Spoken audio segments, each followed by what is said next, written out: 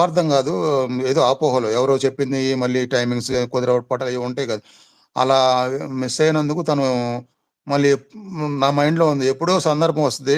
తను మళ్ళీ మాట్లాడటము, సాధన నాకు సరిగ్గా లేదు ఎక్కడ అని అనిపించడము, ఏదో ఒక సందర్భం వస్తది తనకి అని మాత్రం నాకు కనపడింది.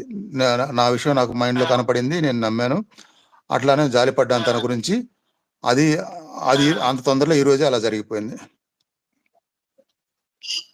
రేపు నేను మాట్లాడిపిస్తాను గురూజీ, మీతోటి ఒక్కసారి మాట్లాడిపిస్తాను గురూజీ. రేపా?